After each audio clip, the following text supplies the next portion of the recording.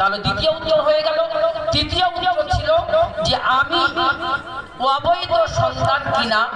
রসুল যখন আমাকে বললেন সবুক্তগিনের পুত্র মাহমুদ, দুনিয়ার যদি সবাই বলে আমি সবুক্তগিনের পুত্র নয়, আমি আমি কোনোদিন বিশ্বাস করি না, কারণ রসুলের কথা অমান্য করার, অস্বীকার করার কোনো জায়গা নেই।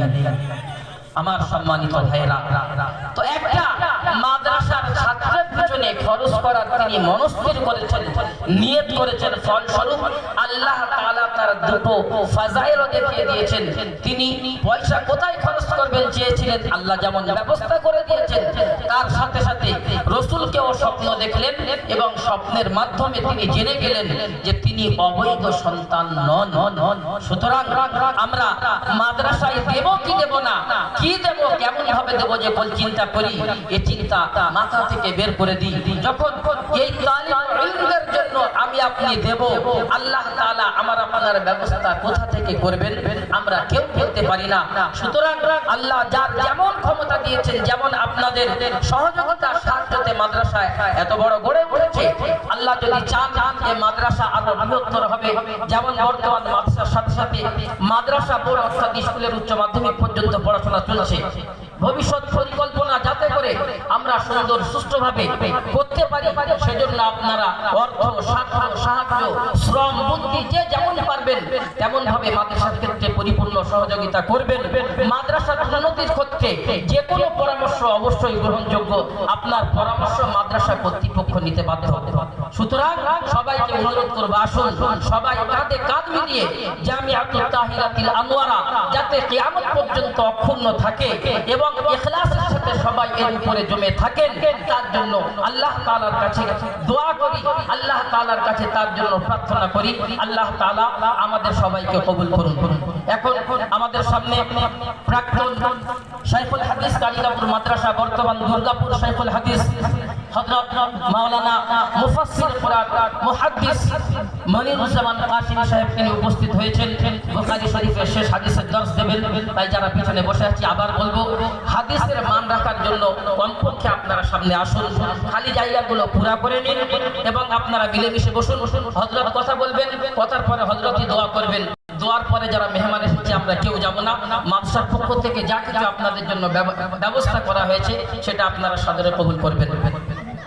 এবারত পড়ো রাইহানা, এবারত পড়ো।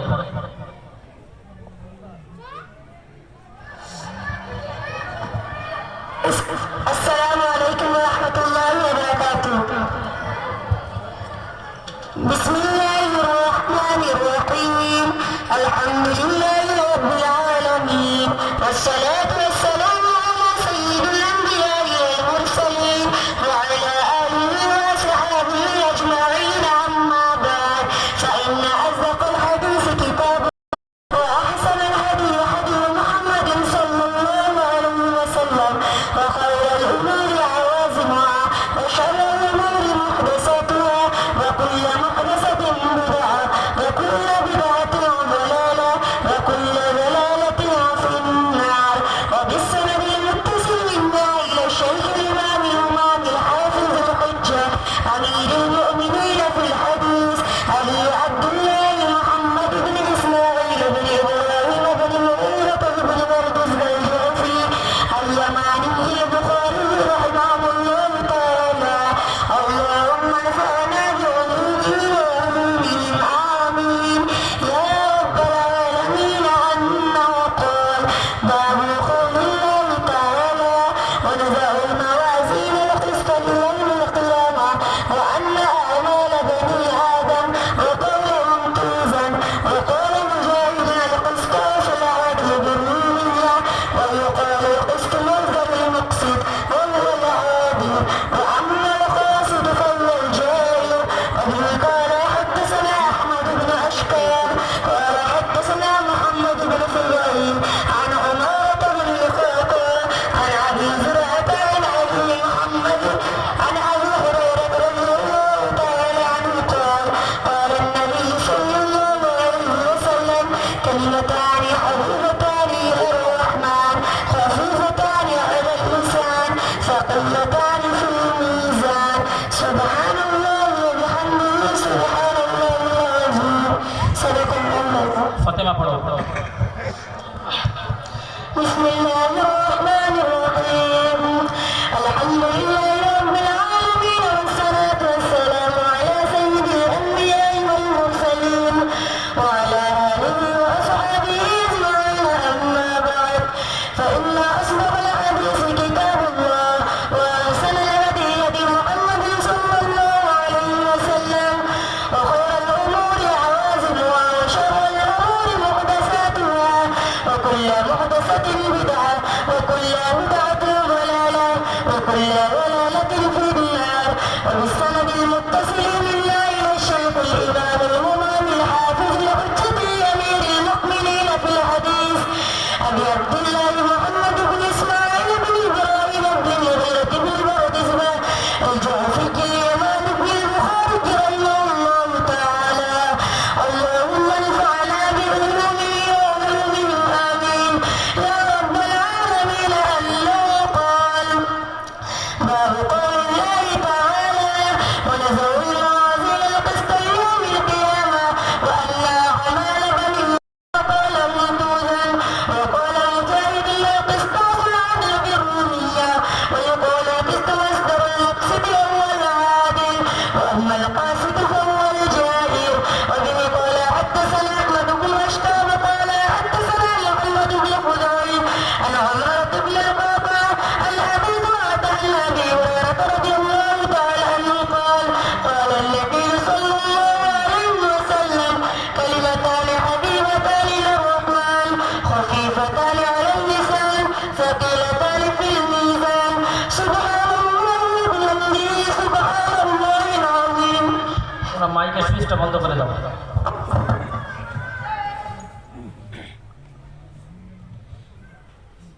بسم الله الرحمن الرحيم الحمد لله رب العالمين والصلاة والسلام على سيد الأنبياء والمرسلين وعلى آله وصحبه أجمعين أما بعد.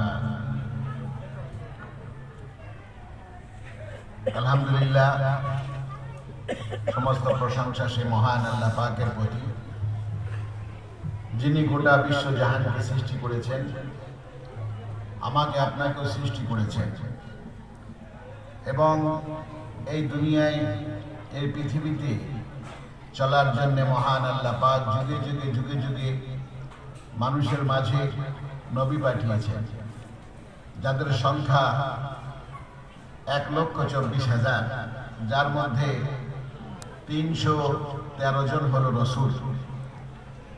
সর্বশেষ রসুল খাতামুল আম্বিয়া,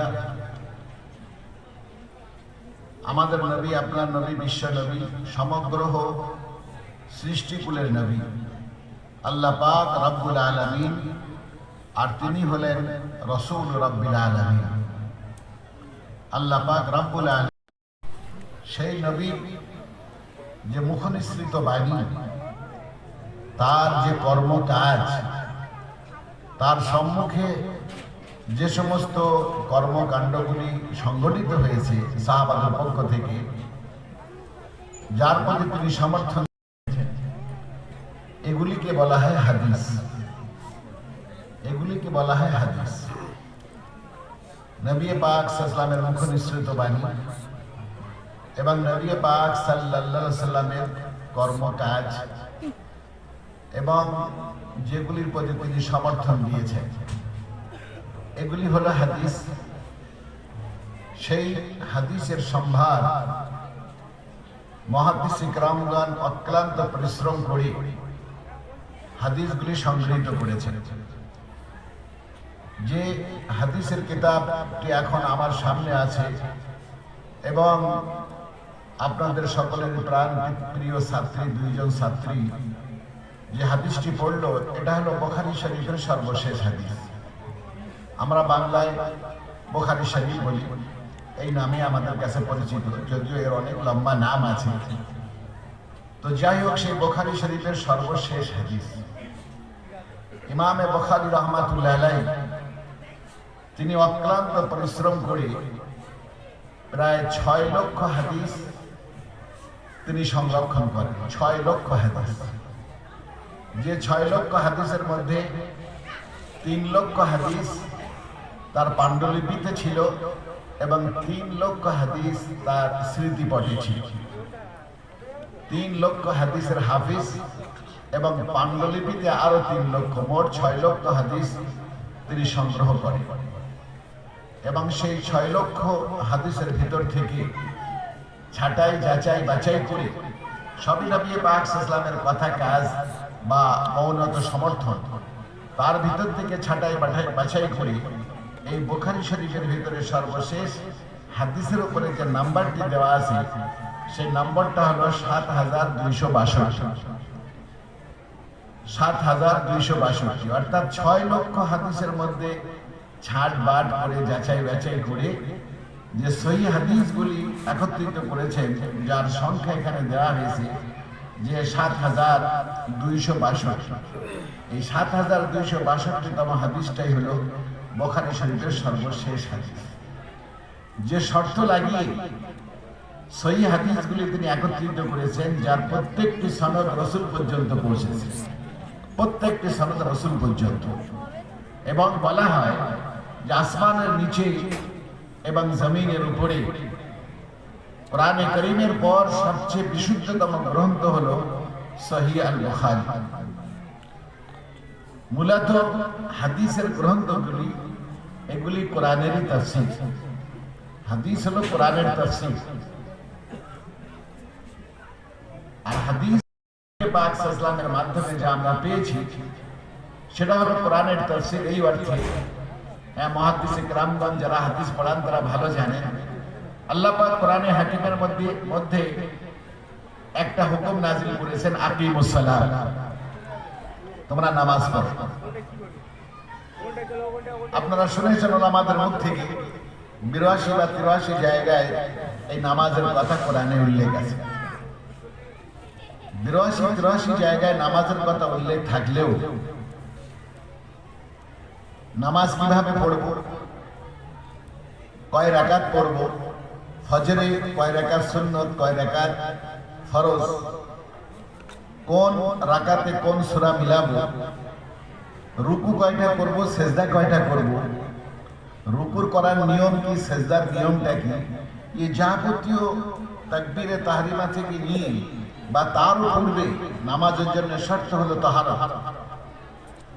সেই পাকিজা পবিত্রতা, সেখান থেকে নিয়ে নামাজ সংক্রান্ত শুধু এই কোরআনে কারীমের মধ্যে নামাজের বিষয়ে যে মাসলা মাসাইল, কিভাবে রুকু, কিভাবে সেজদা, রুকুর মধ্যে কোন তাসবিহ কতবার পড়ব, সেজদার মধ্যে কোন তাসবিহ কতবার পড়ব, তাহিয়াতে বসে কি করব না করব, এগুলি কোরআনে কোথাও বর্ণনা নাই। কোরআনে হলো নামাজ কায়েম করো, নামাজ প্রতিষ্ঠা করো। এই নামাজ প্রতিষ্ঠা কিভাবে করা হবে, কেমন ভাবে করা হবে, আল্লাহু আকবার। মাদ্রাসা প্রতিষ্ঠা করো, কথা একটাই, কিন্তু মাদ্রাসা প্রতিষ্ঠা করতে হলে জমি লাগবে, নাকি বলেন? সেই জমির উপরে মাদ্রাসা প্রতিষ্ঠা করতে গেলে বিল্ডিং লাগবে, বিল্ডিং এর জন্য ইট লাগবে, বালি লাগবে, খোয়া লাগবে, রড লাগবে, ইত্যাদি ইত্যাদি লাগবে। এগুলি জোগাড় করতে গেলে ডোনার লাগবে, দাতা লাগবে। আবার মাদ্রাসা চালাতে গেলে ছাত্র লাগবে, ছাত্রী লাগবে, শিক্ষক লাগবে, কর্মচারী লাগবে, রান্না বান্না, খাওয়া দাওয়া ইত্যাদি। কথা একটা যে তোমরা মাদ্রাসা কায়েম করো, মাদ্রাসা প্রতিষ্ঠা করো, কিন্তু মাদ্রাসা প্রতিষ্ঠা করতে গেলে যে সমস্ত যা অনুকরণ প্রয়োজন সে একাধিক হাজার। তো আল্লাহ পাক কোরআনে হাকিমের মধ্যে বলেছেন যে নামাজ কায়েম করো, নামাজ প্রতিষ্ঠা করো।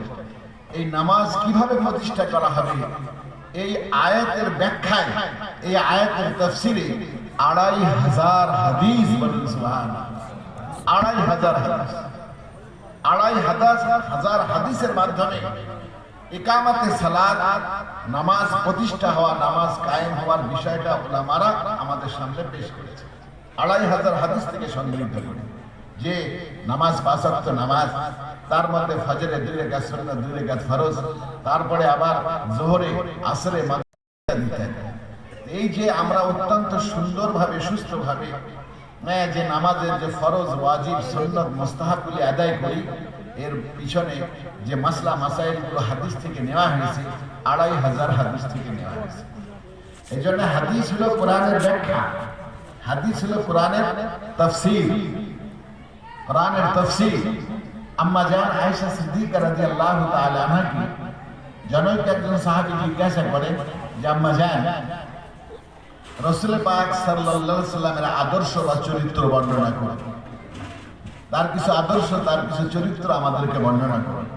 আম্মা জান আয়েশা সিদ্দিকা রাদিয়াল্লাহু তাআলা আনহা বলেন, তোমরা কি কোরআন পড়ো না? তোমরা কি কোরআন পড়ো না? বলে হ্যাঁ, আমরা তো কোরআন পড়ি। তো আম্মা জান আয়েশা সিদ্দিকা বললেন, খুলুকুহু আল কোরআন, তার আদর্শ তার চরিত্র হলো আল কোরআন। তো সেই নবীর গোটা চরিত্র হলো আল কোরআন।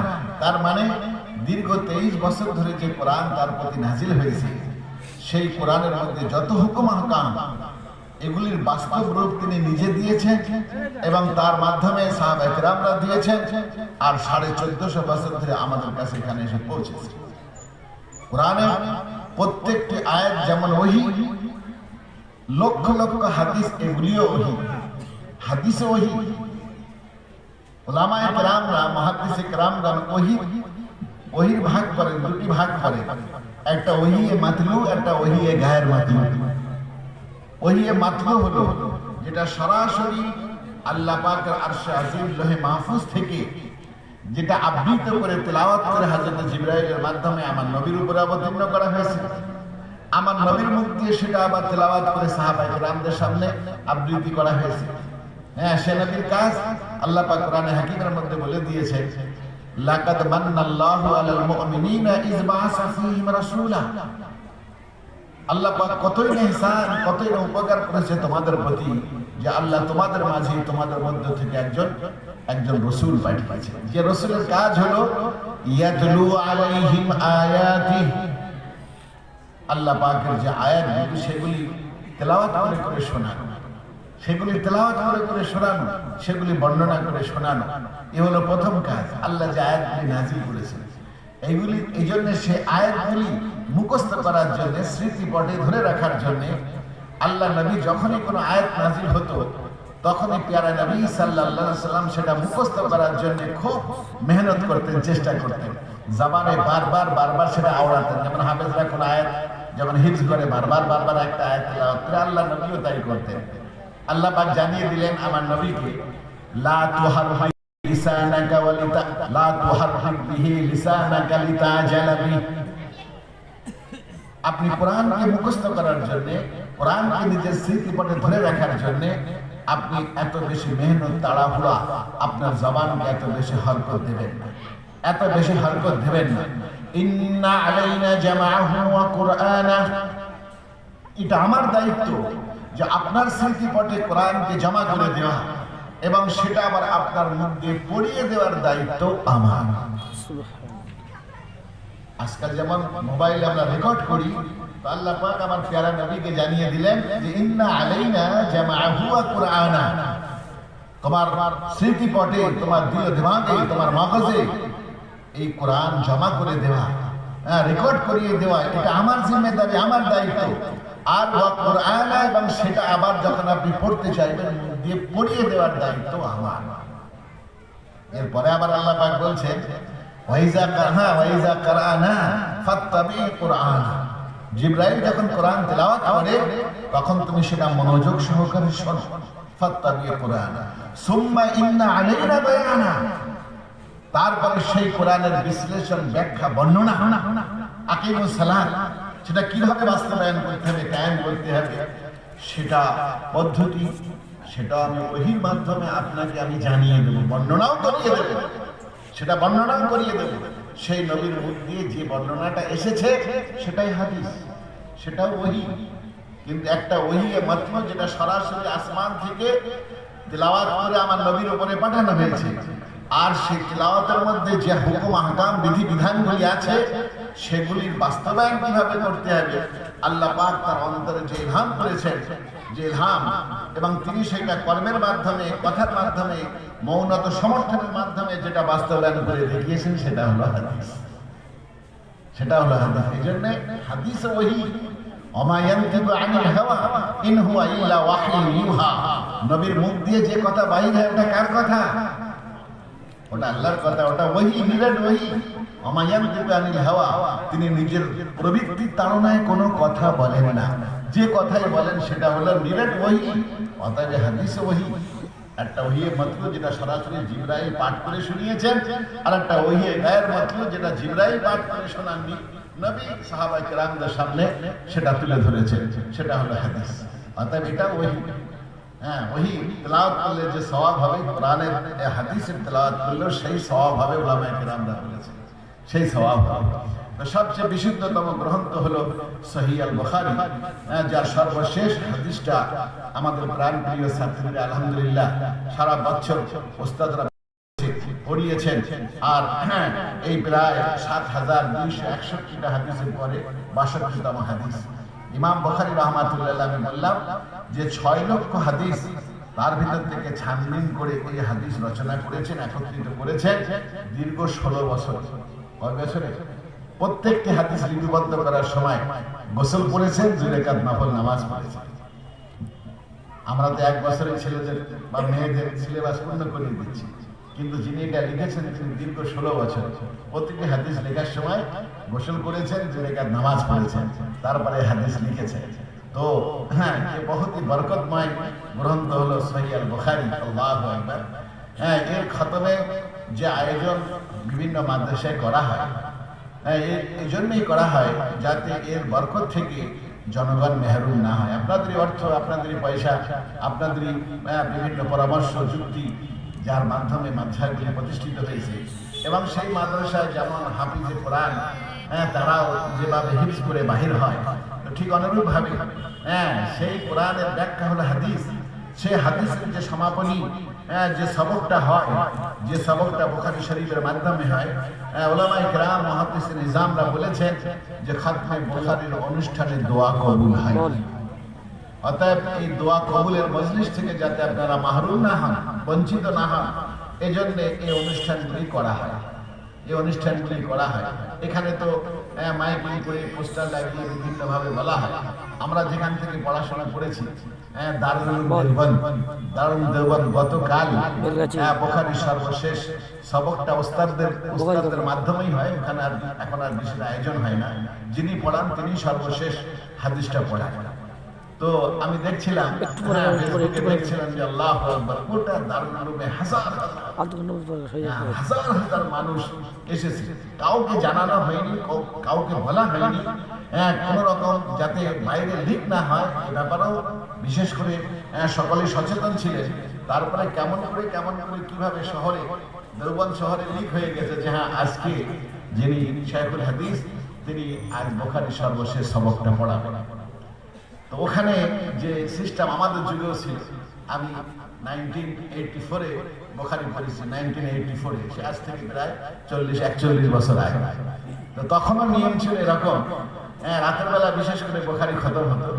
তো রাতের বেলা বুখারী খতম হলে বলা হতো না, জানানো হতো না, শহরে বা মসজিদে জানানো হতো না, কোথাও কিছু না, কিন্তু কিভাবে কেমন করে ছেলেদের মুখ দিয়ে জেনে যেত শহরবাসীরা, দেওবন্দের শহরবাসীরা মসজিদে মসজিদে খবর হয়ে যেত। এবং ওনারা যখন আসতেন খাতমে বুখারীর অনুষ্ঠানে দোয়া কবুল হয়, আল্লাহু আকবার, তো সেই বরকত থেকে যাতে না হয় সকলেই আসতেন। এবং ও দেশে, আমাদের দেশে যেমন রসগোল্লা, জয়নগরের মোয়া যেমন বিখ্যাত, তো ওখানেও লাড্ডু খুব বিখ্যাত, একদম অরিজিনাল গাওয়া ঘি বা মোষের ঘি, তো গাওয়া ঘি পাওয়া যায় না, মোষের ঘি পাওয়া যায়। তো মোষের অরিজিনাল ঘির লাড্ডু ওখানে খুব বিখ্যাত। তো শহরের লোক আসবে, তো দাওরা হাদিসের যে ছাত্র আছে সে 1000 থাক, 1200-1300 যাই থাক, শুধু তাদের জন্য গোটা মাদ্রাসায় 4000, 5000, 6000 ছাত্র, যে সংখ্যায় হোক না কেন, গোটা মাদ্রাসার ছাত্রদের জন্য ওই শহরবাসীরা, দেওবন্দ শহরবাসীরা তিন লাড্ডু নিয়ে হাজির, 3 লাড্ডু। ওদের মধ্যে প্রত্যেক ছেলের হাতে দেখা যায় 8টা-10টা করে লাড্ডু আলহামদুলিল্লাহ থাকে। যে এই বরকতময় অনুষ্ঠানে আমরা একবার খালি হাতে যাব, তো খালি হাতে আসে না, এটা ওখানকার একটা সিস্টেম হয়ে গেছে, আল্লাহ কবুল করেছে, সিস্টেম হয়ে গেছে। আপনারা এখানে এসেছেন, আপনারা এখানে অকাতরে দান করছেন, আলহামদুলিল্লাহ। মাদ্রাসা তো আলহামদুলিল্লাহ একটা মহিলা মাদ্রাসা, মাদ্রাসাতুল বানাত, সেখানে 350, আমি মাইকে শুনছিলাম যে 350 ছাত্রী। এটা আলহামদুলিল্লাহ মাদ্রাসা কবুল হয়েছে, আপনাদের দান আলহামদুলিল্লাহ কবুল হয়েছে। 350 ছাত্রী এখানে পড়াশোনা করছে। আজ থেকে আমার মনে হয় 25-30 বছর আগেও এটা কল্পনা করা যেত না যে মেয়েরা বুখারী শরীফের সর্বশেষ সবক পড়বে এবং আলিমা হবে, মাওলানা হবে। এটা মনে হয় কল্পনা করা যেত। আমাদের দেশে এখন তো মেয়েরা হাফিজা হচ্ছে, আবার কি আলিমা হচ্ছে। আলহামদুলিল্লাহ, এখান থেকে 6টা মেয়ে আলিম হচ্ছে। বড় সৌভাগ্যবান সেই সমস্ত মায়েরা বাপেরা বড় সৌভাগ্যবান যাদের মেয়েরা আলিমা হচ্ছে। তো যাই হোক ভাইয়েরা আমার, সর্বশেষ যে বাপ বা যে অধ্যায়টা এখানে ইমাম বুখারী রচনা করেছেন, সেটা হলো সর্বশেষ যে অধ্যায়টা, সেই সর্বশেষ অধ্যায়টার নাম হলো কিতাবুত তাওহীদ। কিতাবুত তাওহীদ মানে একত্ববাদ। কিতাবুত তাওহীদ একত্ববাদ, এটা হলো সর্বশেষ অধ্যায় যেটা ইমাম বুখারীতে এই অধ্যায়টা নিয়ে এসেছেন। এবং ইমামে বুখারী রাহমাতুল্লাহ আলাইহি সর্বপ্রথম যে অধ্যায় দিয়ে বুখারী শুরু করেছেন সেটা হলো কিতাবুল ঈমান। কিতাবুল ঈমান, কিতাবুত তাওহীদ দুটো প্রায় একই। অর্থাৎ কিতাবুল ঈমান দিয়ে শুরু করেছেন, আর কিতাবুল তাওহীদ অর্থাৎ ঈমানের উপরেই তার নিজস্ব গ্রন্থ শেষ করেছেন। শুরু তো ঈমান, শেষও ঈমান। শুরু এবং শেষ ঈমান। যদিও কিতাবুল ঈমানের আগে উলামারা ওটা বলে দিয়েছে যে শুরুতে কাইফা কানা বাদুল ওহী সংক্রান্ত কিছু হাদিস নিয়ে এসেছেন। ওহী এটা ভূমিকা বা মুকাদ্দমা স্বরূপ নিয়ে এসেছে। যেমন কোরআনে কারীম মূলত শুরু হয় সূরা আল বাকারা থেকে, কিন্তু তার আগে সূরা ফাতিহা হলো ভূমিকা বা মুকাদ্দমা। যে সূরা ফাতিহার মধ্যে বলা হয়েছে ইহদিনাস সিরাতাল মুস্তাকিম, আমাদেরকে সিরাতে মুস্তাকিমের পথ দেখাও। সেই সিরাতে মুস্তাকিমের পথ হলো সূরা বাকারা থেকে নিয়ে নাস পর্যন্ত। তো কিতাবুল ওহী শুরুতে যেটা এসেছে ওটা হলো ভূমি বা কিতাব, কারণ ওহী ছাড়া আমাদের কোনো ইলম গ্রহণযোগ্য না। ওহী ছাড়া কোনো ইলম গ্রহণযোগ্য না, হাদিস ওহী ব্যতীত গ্রহণযোগ্য না। এই জন্য ওহীর মাধ্যমে এই ভূমিকা বা সূচনা শুরু করার পরে কিতাবুল ঈমান দিয়ে এই বুখারী শুরু হয়েছে, আর কিতাবুল ঈমানের উপরেই শেষ হয়েছে। শেষ অধ্যায়টার নাম কিতাবুত তাওহীদ। তাওহীদ হলো ঈমানের বুনিয়াদি উসুল। আর তাওহীদের উপরে যার খাতমা হবে তার আল্লাহ পাক নাজাত নসিব করবেন। তাওহীদের উপরে, তাওহীদ মানে একত্ববাদ, শিরক মুক্ত যে ইয়াকিন, শিরক মুক্ত যে বিশ্বাস, তাকেই বলা হয় তাওহীদ। অতএব যার তাওহীদের উপরে খাতমা হবে, আল্লাহ পাকের একত্ববাদের উপরে, কালেমা লা ইলাহা ইল্লাল্লাহর উপরে যার খাতমা হবে, আল্লাহ পাক তাকে নাজাত নসিব করবেন। তো নাজাতের দারোমদার, নাজাত বিশেষ করে তাওহীদের উপরে সর্বশেষ ভালো যাক, সব ভালো থাক। অর্থাৎ মৃত্যুর সময় যদি তাওহীদের উপরে তার ইন্তেকাল হয়ে যায় তাহলে নাজাত নিশ্চিত। এই জন্য ইমামে বুখারী রাহমাতুল্লাহ আলাইহি সর্বশেষ অধ্যায় নিয়ে এসেছে কিতাবুত তাওহীদের। এই কিতাবুত তাওহীদের মধ্যে 58টা অধ্যায় আছে। 58টা মোট অধ্যায় আছে। 58টা অধ্যায় যেগুলি হলো শিরক মুক্ত অধ্যায়, যেগুলো আমরা পরিচ্ছেদ বলি, অধ্যায়ের মধ্যে পরিচ্ছেদ, এগুলি হলো শিরক বা ঈমান পরিপন্থী যত বিষয় আছে সেগুলিকে খণ্ডন করা হয়েছে এই 58টা অধ্যায়ের মধ্যে। 58টা পরিচ্ছেদের মধ্যে ঈমানের পরিপন্থী যত বিষয় আছে সেগুলিকে খণ্ডন করা হয়েছে। এবং ঈমানের পরিপন্থী বিভিন্ন যুগে দেখা যাচ্ছে যে বিভিন্ন সময় বিভিন্ন ফিরকায়ে দল্লা মানে গুমরাহ ফিরকার আবির্ভাব যুগে হয়েছে। কখনো মুতাজিলা, কখনো রাওয়াফিদ, কখনো খাওয়ারিজ, কখনো শিয়া, এরকম ধরনের বিভিন্ন। আমাদের দেশে যেমন ব্রিটিশ আমলে হয়েছিল কাদিয়ানি, এরা মুসলমান নয়, এদেরকে যারা মুসলমান মনে করবে তারাও মুসলমান নয়। কাদিয়ানীদেরকে যারা গোলাম আহমদ কাদিয়ানীকে সর্বশেষ নবী বলে যারা বিশ্বাস করে, অত সর্বশেষ নবী মাকানা মুহাম্মাদুন আবা আহাদিন মিন রিজালিকুম ওয়ালাকিন রাসূলুল্লাহি ওয়া খাতামান নবিয়্যিন। আমরা সকলে বিশ্বাস করি আমাদের নবী সর্বশেষ নবী, তারপরে আর কোনো নবী আসবে না। কিন্তু কাদিয়ানীরা বিশ্বাস করে যে সর্বশেষ নবী না মুহাম্মদ সাল্লাল্লাহু আলাইহি ওয়াসাল্লাম না, বরং সর্বশেষ নবী গোলাম আহমদ কাদিয়ানী। অতএব এই বিশ্বাসে যারা বিশ্বাসী তাদের জানাজাও যেমন পড়া চলবে না, তাদের মুসলমানের কবরস্থানে কবর দেওয়া চলবে না, তারা মুসলমান নয়, তারা কাফির। তো এই যুগেও ব্রিটিশ আমলে এই কাদিয়ানী ফিরকা এসেছিল। এখনো অনেকে ফেরকা আছে যারা ইমান পরিপন্থী কথাবার্তা বলে, হ্যাঁ, যারা ফকরে মত, যারা মাজার পূজারী, হ্যাঁ, যারা মাজারে চাদর চড়ায়, যারা মাজারওয়ালার কাছে চায়, এরাও বিভিন্ন ধরনের এই মাজার পূজারীরাও। এই জন্য 58টা অধ্যায় ইমাম বুখারীর জামানায় যেগুলি ইমান পরিপন্থী, তৌহিদের পরিপন্থী বা তৌহিদ পরিপন্থী যে সমস্ত কথাবার্তা, সেগুলি হাদিসের মাধ্যমে খণ্ডন করেছেন ইমামে বুখারী রাহমাতুল্লাহ।